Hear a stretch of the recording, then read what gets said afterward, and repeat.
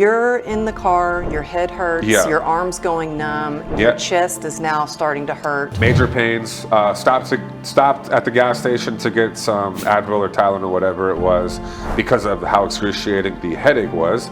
And then while I'm in the car, because of bodybuilding from back in the day, have a little bit of like nerve issues, and sometimes my arm will go numb, like if I'm leaning too much over. Yeah. So I was in the car, like trying to adjust, and So you were driving while having a heart attack. Yes, yeah, I was driving, and people they just can't believe that story. And then I remember looking over to the person that was in my car, and I said, something is not right. I want to go to a clinic.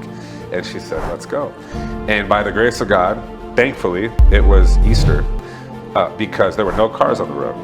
And I found a clinic 5 minutes away, and I got there. And cool fun fact for anybody who ever goes through this, which I pray that you don't go through this, but if you're having a heart attack, you have to go to an ER urgent care. If you end up at a regular urgent care, they can't treat you. They'll tell you to go to an ER urgent care or the ER hospital, or they'll call the ambulance.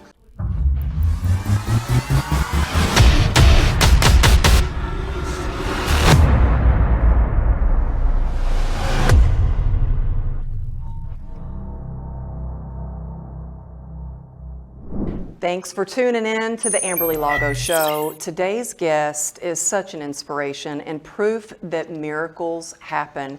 I have Jason Nemes here with us today. He is an entrepreneur, an author, a TEDx speaker who's got a new lease on life. I'm going to let him share his story, but you're going to want to get a notepad and pen and take notes, because this conversation is going to be packed with tools, strategies, and a lot of inspiration and motivation. So thank you, Jason. Thank you for being here. I am beyond grateful and excited to be here. Thank you for having me. Yeah, well, we originally met at church. We did. And we got to talking, and I was like, oh my goodness, you are a miracle to be sitting here. And I want you to share a little bit of how you got on this journey to where you are now, because you've really decided to death gave you a PhD on life. In fact, that's the title of his TED Talk. And you help others reach their full potential, not just physically, but with their businesses and with your coaching and with your book, The Code of Behavior. But can you take us back to a life that was a lot different than what it looks like now? I mean, sure, you still looked fit, but it was almost like you lived a double life. Can you take us back to that moment where everything changed? Yeah, for sure. So it's funny because growing up, I mean, my parents, like, no smoking cigarettes, no drinking, no using drugs. I came from a pretty much sober household from what I saw. And I always say, you are who you hang out with, you are who you surround yourself with. And always an athlete, working out, I was big into the gym. And then as I got older, I got into the nightlife. And the cool people, quote unquote cool people, right? They were all doing certain things, drugs and what have you. And so it just kind of, I just fell, I fell into the trap, I guess you could say. And I tried it, and it was a it was many years of substance abuse, and it got to a point where... What kind of substance? Did it start with one thing and lead to other things? It's funny you ask that, because I grew up in school, like elementary, middle, and they always say that marijuana was the gateway drug. But to me, it was alcohol, because... Alcohol is the gateway. It is, because I would drink, and then I would do cocaine. And then it got to get that artificial normal. Correct. And then it got to the point where I would go drink on purpose, so I felt better about doing the cocaine. Like, I didn't even want to drink, I just wanted to do the drugs. Wow. But in my mind, well, if I drink first, then of course I'm going to do a cocaine. It helps you sober up, and all the different things that I'm telling myself. And then it got to a point where I just started, like, screw the alcohol. I'm not going to waste money on it. I don't even want to drink anymore. And it got to a point where, I was doing cocaine pretty much every day at some points, like every day of the week, sleeping minimally, and somehow still functioning. But I also had a business where I created a good monthly income, and so I didn't always have a lot of responsibility. And so I could do it all night through the next day, and then just sleep. And that's pretty much how I lived for a long time, and not many people knew about it. And so what you were talking about, that pivotal moment, which actually, it's like it was the pivotal moment before the pivotal moment, because I had one other instance where I went back to it. So of all days, it was Easter, April 4th, 2021, and Sunday, and it was a beautiful day. We woke up, my girlfriend and I, a buddy of mine hit me up to go work out at the gym and then play some basketball. So we went to the gym, hit a leg workout, went and played basketball, and towards the end of playing, well, pretty much at the end, we got done. So would you do Coke before you would go work out? No, I never did that. No. No. Okay. I've never done Coke. I've always been too scared to do it. Yeah. No, But- I at least had enough mental capacity not to do that. Okay. Yeah. Pre-workout, yeah, but not cocaine before working out. So it would always be at night. Well, and then it got to the day, but never before working out. So Easter Sunday, so go work out, play basketball, and at the end, I'm starting to feel something's a little off. Now, I was 240 plus pounds at the time. I'm like 217-ish right now. Was way bigger, was not really focused on doing much cardio because I was in like a bulk phase, and then I was gonna start cutting a couple weeks later. And so in my mind, initially, I thought I was just out of shape, right? I'm not doing cardio and I'm a lot heavier than normal. And so then I'm still paying attention to the situation because I'm like, man, something, it's just, You knew something was off. But then as I'm leaving the gym, I start getting a really bad headache. My arm starts going numb. And now it's not just I'm having a hard time breathing. It's I'm having some pains in my chest. Oh, wow. And so I've heard it feels like an elephant on your chest. Oh, yeah, it hurts for sure. It's because it was my second. I had a mild one where I had like a very, very 45 to 60 second experience of it happening. I kind of knew, but I didn't know yet. I still wasn't, because I had a stent put in before, so I still wasn't thinking that something is happening, but I am mindfully paying attention to it. And you had a heart attack, you had a stent put in, but that still wasn't enough to make you go, these drugs, this life might not be. No, I still would do it occasionally, but for whatever reason, I still wasn't ready to give it up. Yeah. Yeah. And we all. In my mind, I'm like, I'll be fine. Yeah. I'll do it a little bit less and I'll be good. Justification. And how old are you? Now I'm 39. The first heart attack was 34. Again, it was mild. I didn't even know that I was having a heart attack at the time until further things presented themselves, had some tests ran, and sure enough, I had the mild heart attack. My heart actually grew from the good side to the blocked side to reroute blood flow, which stopped me from going into heart failure. Wow. Is what they discovered on all the imagery. Yeah. Wow. I had 100% blockage at my widowmaker, and so now, tell people what a widowmaker is. Yeah, so the widowmaker is the LAD artery, and if that is blocked, so that's the part of the heart that funnels your body of blood flow and oxygen. So if that part is blocked, your body is not getting blood flow and oxygen through it, which of course, that's a problem.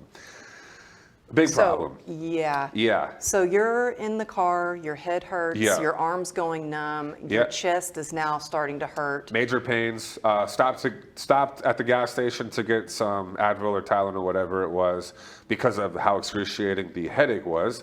And then while I'm in the car, because of bodybuilding from back in the day, have a little bit of like nerve issues, and sometimes my arm will go numb, like if I'm leaning too much over. Yeah. So I was in the car, like trying to adjust, and you are driving while having a heart attack. Yes, yeah, I was driving, and people they just can't believe that story. And then I remember looking over to the person that was in my car, and I said, "Yo, something is not right. I want to go to a clinic." And she said, "Let's go." And by the grace of God, thankfully, it was Easter because there were no cars on the road. And I found a clinic 5 minutes away, and I got there. And cool fun fact for anybody who ever goes through this, which I pray that you don't go through this, But if you're having a heart attack, you have to go to an ER urgent care. If you end up at a regular urgent care, they can't treat you. They'll tell you to go to an ER urgent care or the ER hospital, or they'll call the ambulance. Fortunately, I went to an ER urgent care because come to find out later on, they said a 60-second window and I wouldn't have made it. That is unbelievable. Right. So find a place 5 minutes away. I get there in 5 minutes because, again, there's no traffic. And I lived in Austin, and Austin has tons of traffic. So I pull up, run in there. Mind you, I'm having a massive heart attack. Run in there. They say, sir, how can we help you? I said, I'm pretty sure I'm having a heart attack. And they asked me for my ID, and I always make a joke like, I just told you I'm having a massive heart attack, and you're asking me for my ID. Like, get me to the back, and let's get this figured out. But the thing is, they're probably looking at you. You look like this picture of health. Right. You're young. Yep, thank you. They're probably, they're probably thinking, he's not having a heart attack. oh, come on. Maybe he's having a little panic No, attack or something. nobody's ever said that. That's an interesting take. Yeah, like, sure you are. Yeah, let's get your ID. Yeah, right. give me your ID. Yeah. So I left my wallet in the car. So I had to run back outside to get my wallet to then give them my ID. Every second counts. Every second counts. So I give them my ID, and then they give me to the back. They hook me up to the EKG, and I'll never forget the look on the doctor's face when he read the EKG. And the EKG lets the doctors know what's going on with the heart. And he was just like, man, I'm sorry to tell you this, but you're suffering a severe heart attack. And in my mind, doctors exaggerate. They make it seem worse than it is. So I'm like, I'll be out of here in no time. That's what I was thinking. As a matter of fact, I actually texted my mom so they rushed me to the back. They lay me down, and I would say probably every person in that clinic is in that room. They're all doing their different things, and somebody's giving me this to take and that to take. And I text my mom, and I said, Mom, I'm having a severe heart attack, and I put my phone down. And I could only imagine what was going through my poor mom. And I lost my little brother to addiction. And that was on my mom. That was my mom's son. That's because he's a half brother. So I'm her only other son. And so looking back, and it's like, well, why on earth would you send a text message like that? And it's because in my mind, I knew that I was going to be getting out of that clinic. Like, I knew that this was not the end.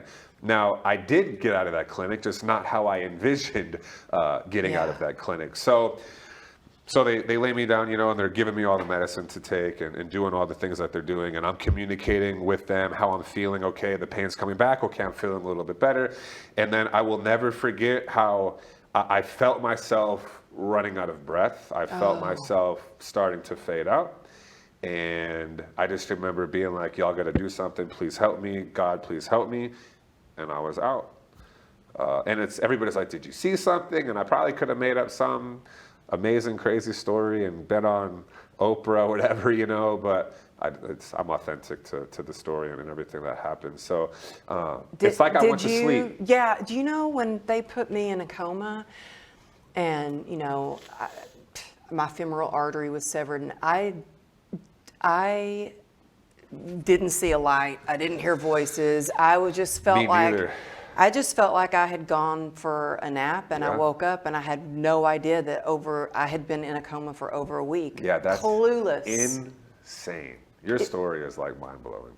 Well, I'm here and I just want to ask you about yours. I'm gonna have to start my own podcast so I can bring you on. No, but I mean, I was afraid to go to sleep. So fast forwarding, and we can continue the story. But when I was in ICU, when they finished the surgery and everything, I was fighting to stay awake. Yeah. Because the last time I flatlined and I was out. By the grace of God, they defibbed me, did CPR, and brought me back. But I just remember the lady in the back was like, sir, you can go to sleep. Like, no matter what happens, it's going to happen, and we're here monitoring you. Yeah. So whether you sleep or stay awake, it's all going to be the same result. And I was like done, and I passed out. But yeah. Well, I think everything was just lined up perfectly, and I think God was definitely looking out for you, because there happened to be a nurse there that really saved you. Oh yeah, good old Debbie. Yeah. Do you still keep in touch with? It's funny you say that, because I always tell myself so I found her, and 2 weeks after leaving ICU, I went and brought her a cookie cake, and it said, "Thank you for saving my life," and took pictures with her. And I mean, it was a very emotional moment. My mom was there, and yeah, it was a very emotional moment. She was crying, my mom, me. I mean, it was beautiful at the end of the day. But I know I don't. She doesn't know like what. I mean, I talk about her. I think I talked about her on my TEDx, Debbie. Yeah, you showed a picture of her too. And then she's in my book. But what's crazy about Debbie is she normally didn't work at that clinic. She normally would be in the ER specializing in heart attacks, and she was there that day. And I come in with a heart attack, and yeah, she defib me and saved me. Boom. Well, after that, you're like, okay, not once, but now twice, I've had a heart attack. Yeah. Did something click? Did you make a promise to God? How did you start to? I did. I was like, never again. But apparently I didn't mean it, because I did do it again. Thank you for being honest. Yeah. Well, there's so many people out there, and I guess they're probably afraid to talk about it. Now, it's been over 3 years, and I'll never touch it again. Yeah. Do I think about it from time to time? Absolutely. But I also, on the flip side, think about, I'm very authentic. If I were to ever do it again, now I can't say I'm over 3 years clean and then 4 and 5 and 6 years, right? I got to start back at day one, not doing that. I care about where I'm going and what I'm doing in life and the value that I can provide for others, and the things that I can speak on to give other people hope to get past whatever they're going through. My mom can't lose another son. I have so much life. I love life. And so why would I jeopardize? I'm so clear that any single time that I do it, I'm running the risk of death. Yeah. And it's life or death. Addiction does not discriminate. Yeah, I'm not willing to negotiate that. It's just, it's non-negotiable. And I don't think people who have not been addicted to something or any kind of substance, whether it's alcohol or drugs or porn or whatever it may be, might have a hard time understanding the power and how baffling it is, and how addiction. I remember when I became addicted to alcohol, and I thought, I was sponsored by Nike. Isn't that crazy? I was like this, and I thought, how did a good girl like me end up here? I really thought that. Something else I just found out about her. I swear, this woman's resume is unbelievable. You were sponsored by Nike? I had no idea. Yeah, I That's mean, awesome. I was. And then you're an alcoholic. Like, who would have guessed? And then after my motorcycle accident, I became an alcoholic, and just like literally was killing myself. And I wondered if somebody's out there struggling right now and they're ready to change their life, and they might be addicted to something that's not good for them.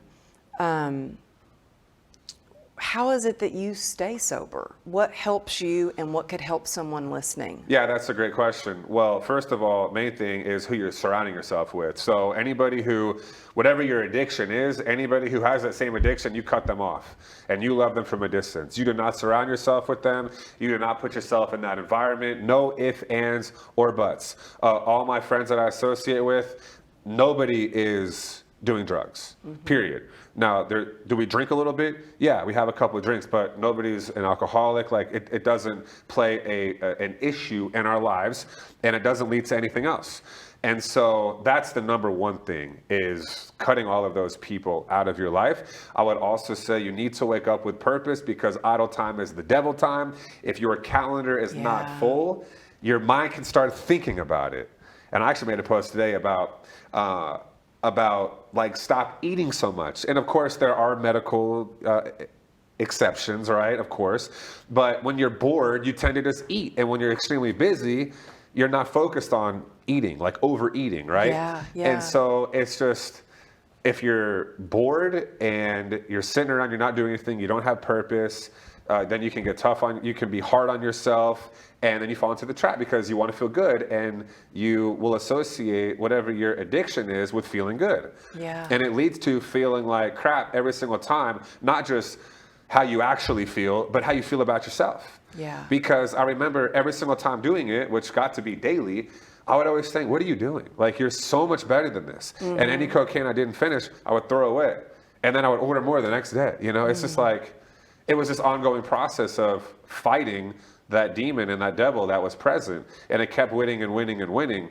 And that I'm like, you're not winning anymore. It's just, you're never going to win again. Yeah. Period. Yeah.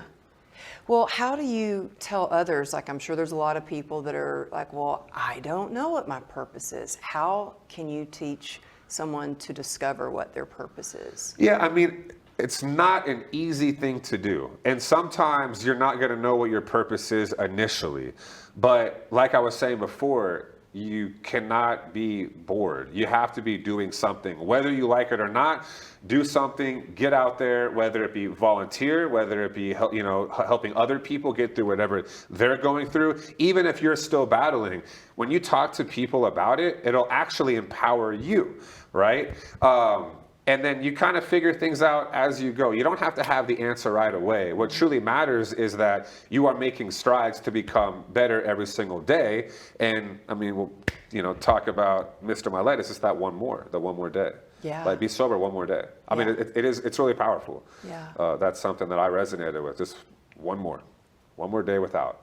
Exactly. And I feel like when you can be of service to others and their success, that is what is so fulfilling to me.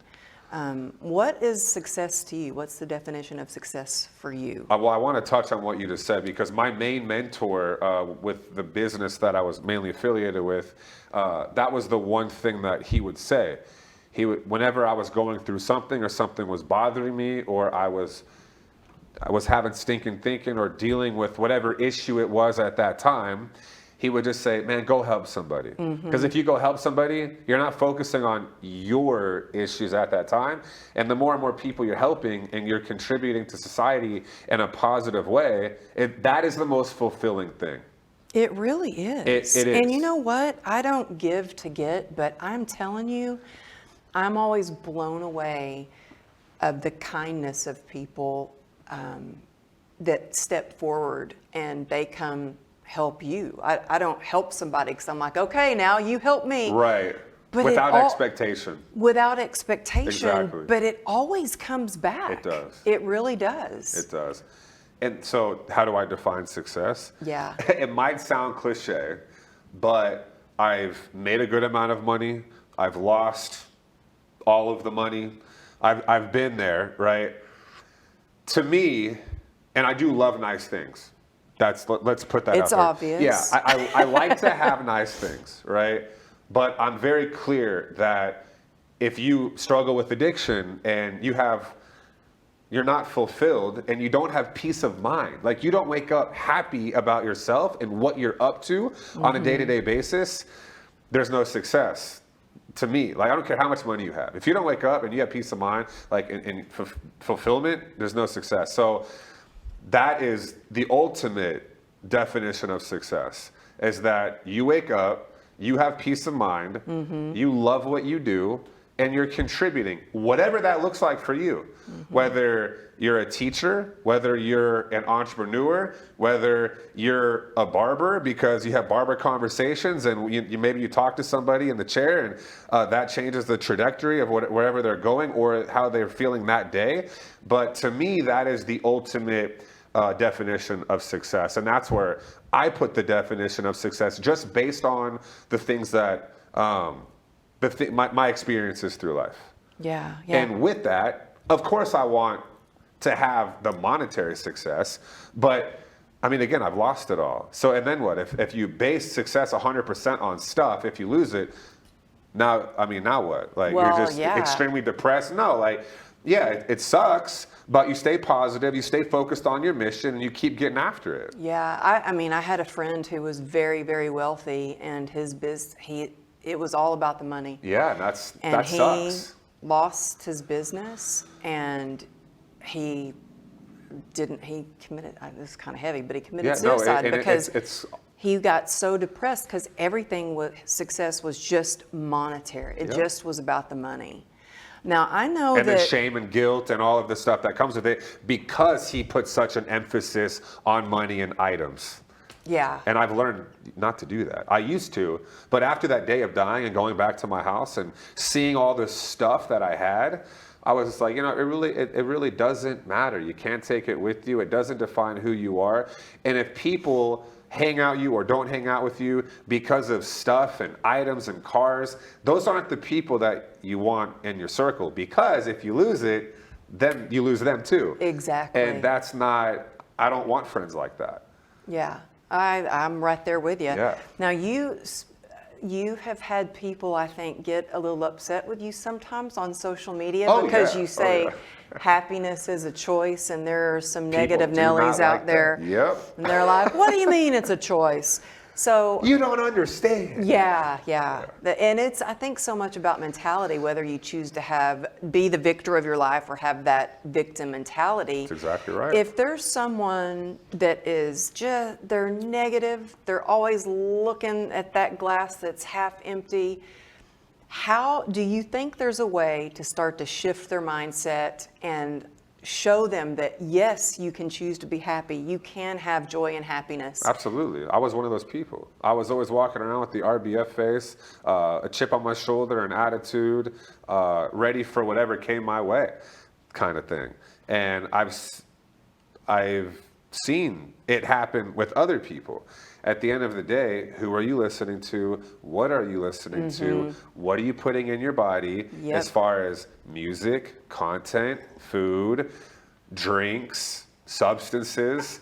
What comes in must come out. And so if you're listening to nothing but negativity, it's only natural that you're going to be negative. Negativity is natural and positivity is on purpose. And so if you want a purposeful life, be purposefully positive.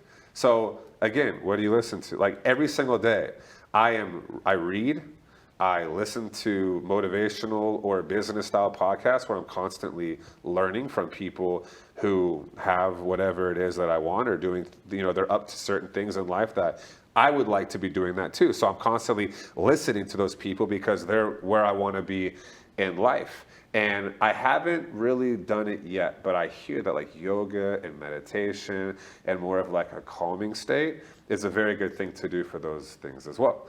So I've just started doing meditation finally.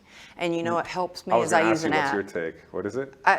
Well, because a lot of times at night, especially, I got a lot behind the scenes going on that I'm so your mind is constantly going? It's just going and going. I know how that goes.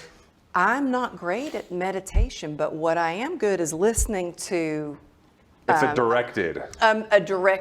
Right. And I am telling you, I will get I won't even finish the meditation. I'm asleep, which I don't know. I think you're supposed to meditate and really and stay awake. Stay awake, but it helps me just calm my body, be in touch and in tune. Right. And go to sleep. Yeah. And I'll tell you, I've worked with and am currently working with people that they hate their lives. It's nothing but negativity, and their environment is negative. And so it's like, well, what are you doing to get yourself out, and what are you focused on? Because if you're always focused on the problem, you're just going to keep getting more of the problem. So where do you want to go? And I like to reverse engineer. What is it that you want in life? What is it they're going to take from you? Or is what you are currently doing going to get you there? Because if it's not, we got to flip the script. And I just think that people overcomplicate it, or they're just not willing to be positive. It's like, they like being in that state of mind, and misery loves company, and they'll just get with all of their friends that all have issues and problems, and they all talk about it together. Yeah. And it's like, stop doing that. Yeah. It's not, to me, it's a choice. Yeah. You get to choose the conversations that you have to others and to yourself.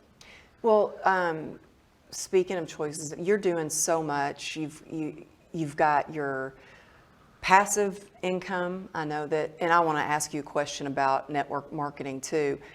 But you also have got this thriving online fitness business, and you post all these videos. Do you feel like your fitness stuff took off even more after your heart attack, because people were like, oh wow, if he can rehab himself, get his life back, not be addicted to drugs anymore, I can do it too? Do you think it made a difference in your business? Well, I recently started pushing that more. So I don't know if I would say that, because I don't think I really can compare the two, if that makes sense. Yeah. So I was more focused on the network marketing beforehand, and more so recently, probably the last 4 or 5 months, I've been pushing the online fitness coaching, and then I incorporate the products from the network marketing company with it.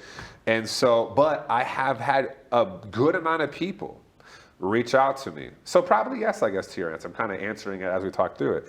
I've had a good amount of people that have reached out to me that have cholesterol issues, triglycerides, they have things happen with their heart. And I always do say, hey, I am not a medical professional, so always consult your doctor. But here are things that I have done, especially with studying, because when something like that happens to you, you become a nut job of reading about what's not good with foods and what's good. And then I started doing tests and allergy tests, and it's a bunch of different things to know like what's the best for my body and what will support my heart as much as possible.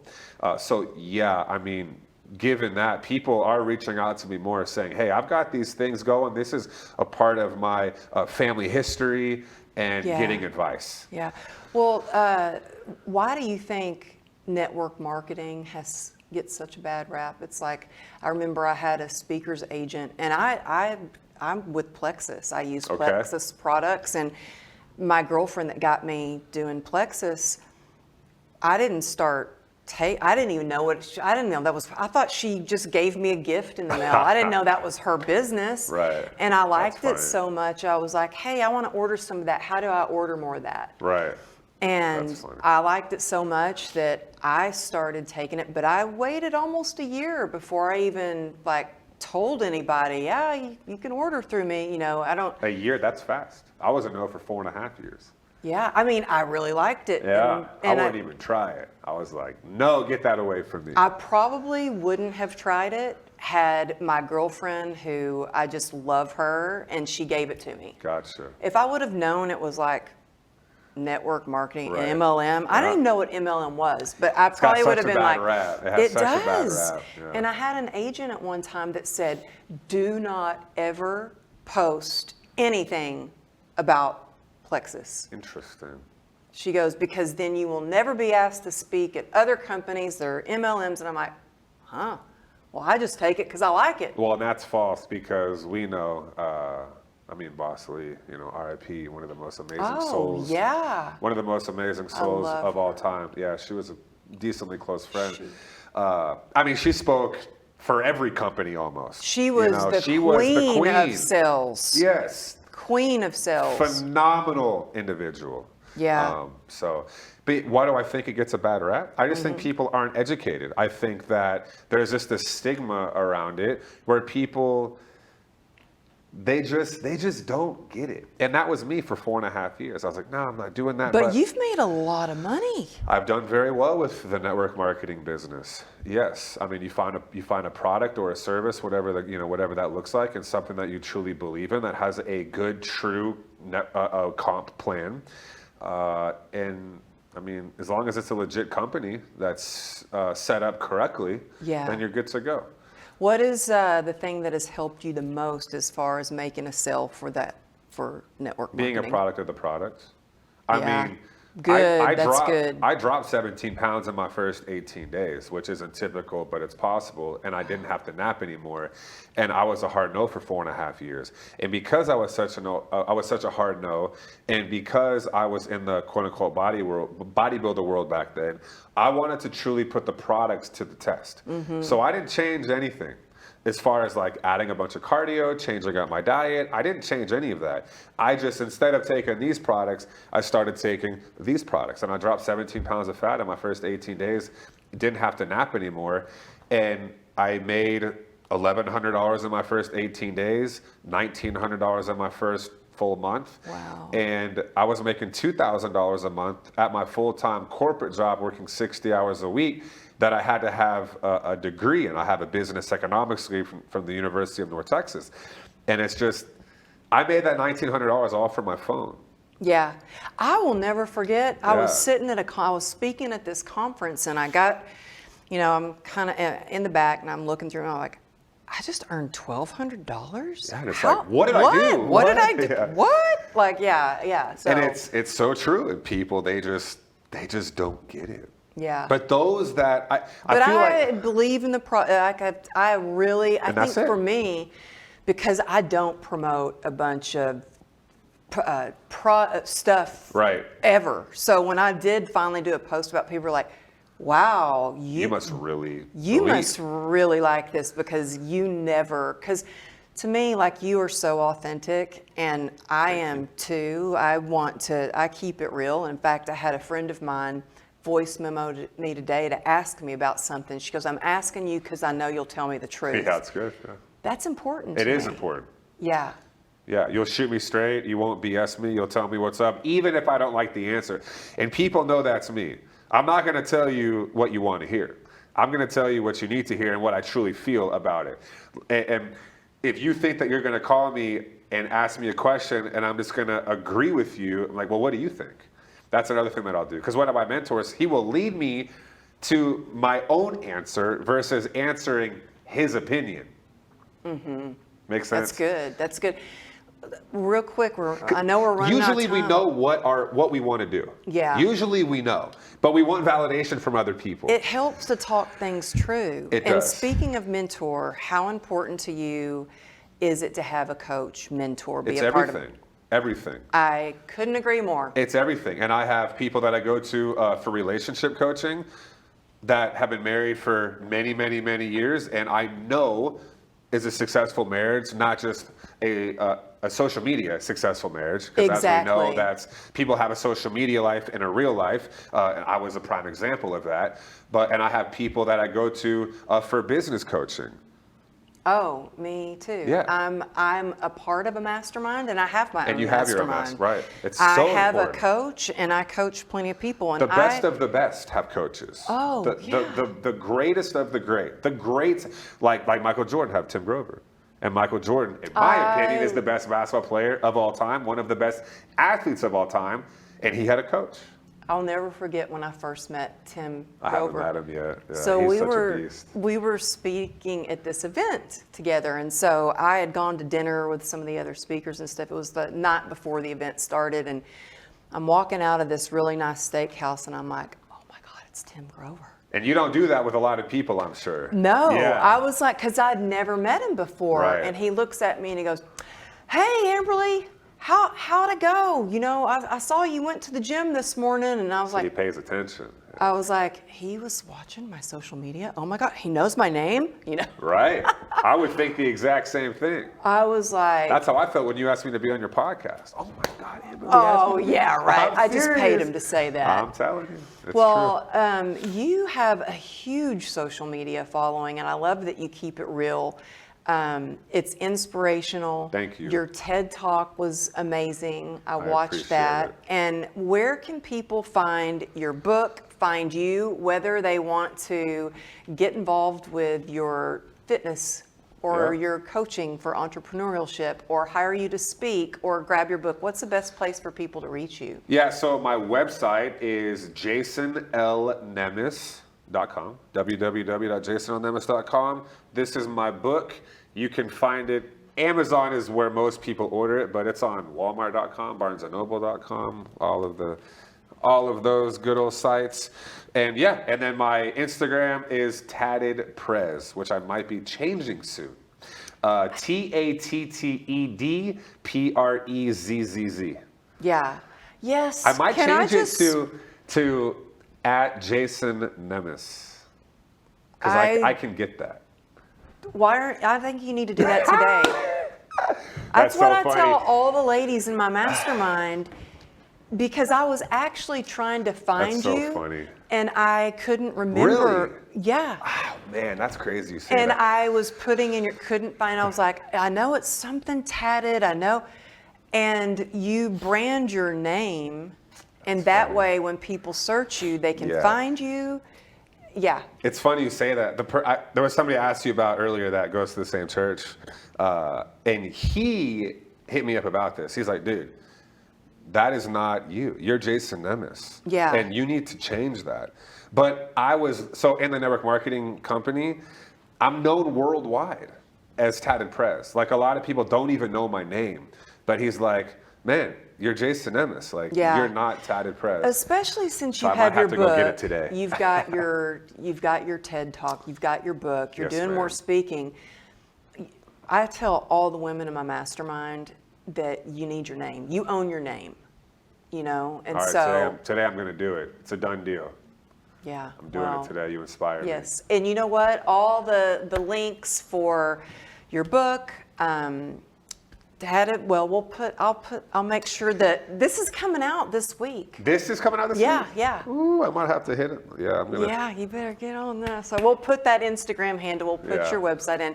And just want to say thank you so much for tuning in to the show. And if you got some value out of this episode, make sure you take a screenshot and tag me at Amberly Lago Motivation. Amberly Lago wasn't available, by the way, so that's why it's Amberly Lago Motivation. And tag you. Are we going to be Tatted Prez? Are we going to check both Tatted Prez and Jason Nemes. So I'm working on it today. Okay. So, and I might be able to get you your name, by the way. I've got some connections. Oh, okay. Yeah. You can't change it when you're verified. Yeah, you have to undo it and then change it and. Yeah, and I got verified back when verified was actually a thing. Yeah, because you're the real deal. Like you don't have to pay, you know what I mean? Yeah. So anyway, thank y'all for tuning in. Thank y'all so much. Thank you for being here. Thanks so much. Again, beyond grateful. Okay. Beyond grateful. And hopefully I touched some lives today. So. Yes, you are a miracle. And Thank we'll you. see you Back next at week. You. Bye, y'all.